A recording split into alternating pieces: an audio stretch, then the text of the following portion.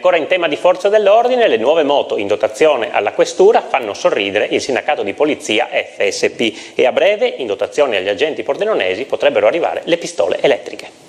Raffaele Padrone, vice segretario dell'FSP Polizia di Stato, abbiamo visto a Pordenone l'arrivo di nuovi mezzi, moto in particolare per la questura, segno che l'attenzione per il controllo del territorio è sempre più alta. Sì, una attenzione al territorio che proviene chiaramente dal nuovo questore, questore che proviene da squadre operative, da squadre mobili importanti di città d'Italia, del nord Italia importanti, per ultimo diciamo alla questura di Venezia.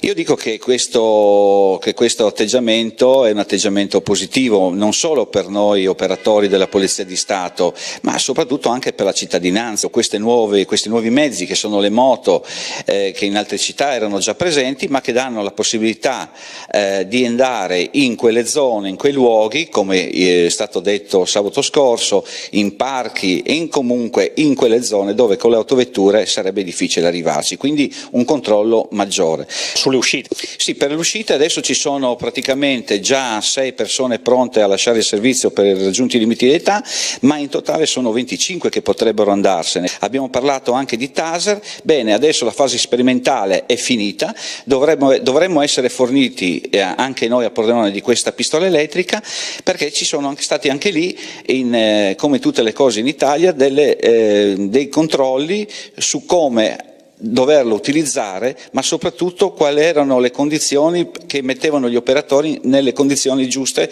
per utilizzarle, cioè i rischi anche che correva l'operatore, non solo la vittima che dovrebbe ricevere questa scarica elettrica. Quindi quello che abbiamo chiesto al nostro Parlamento era di dare l'ok per questa sperimentazione che è finita alcuni giorni fa e tutti quanti dovremmo essere forniti. Presentato oggi il Pordenone Blues Festival che a inizio luglio porterà in città artisti di caratura mondiale.